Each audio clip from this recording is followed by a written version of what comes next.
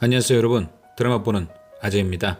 완벽한 결혼의 정석 8회가 끝이 났습니다. 오늘 방송된 8회에서는 한희주의 과거가 김재원이 찾은 이금영에 의해 점차 공개되고, 한희주를 나락으로 보내려던 한유라의 계획이 수포로 돌아가는 등 그게 막바지답게 아주 빠르게 흘러갔습니다. 그리고 등장한 수많은 이야기 중 오늘 8회에서 가장 중요했던 건 역시나 가정부 이금영으로부터 시작된 과거의 진실이었죠.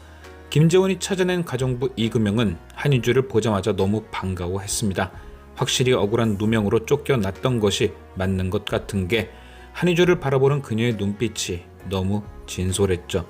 이금영은 과거 사건에 대해 묻는 한희주에게 이주가 식사를 하다 쓰러졌던 20년 전 이야기를 해줬습니다. 한희주가 쓰러졌던 그날 이상하게 이정혜가 날카로웠다. 다른 때와 다르게 유독 이주를 많이 괴롭혔다. 그리고 이후 식사 시간에 밥을 먹던 이주가 갑자기 쓰러졌다.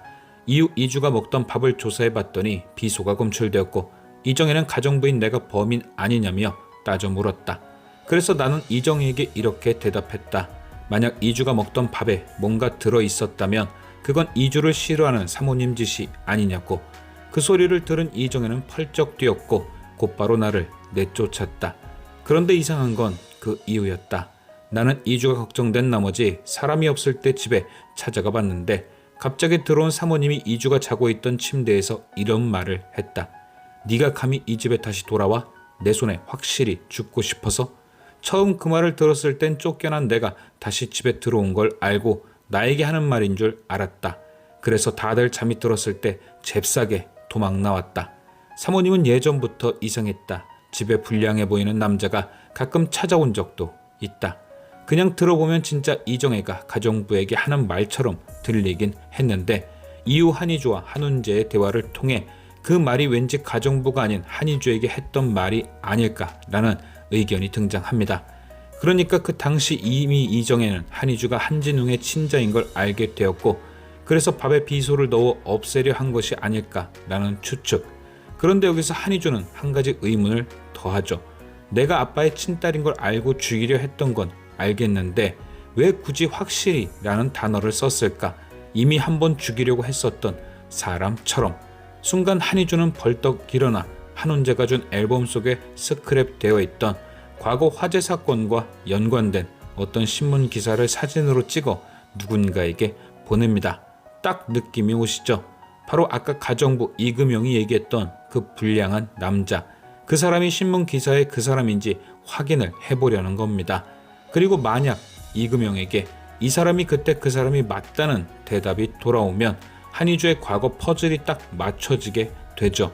이정혜는 한진웅과 결혼하기 위해 한희주와 그의 엄마를 조동수라는 사람을 이용해 이미 한번 죽이려 했다. 그게 과거 화재였다.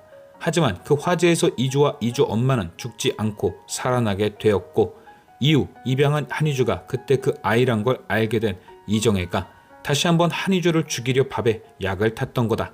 생각하면 할수록 무시무시한 이정혜 맞죠?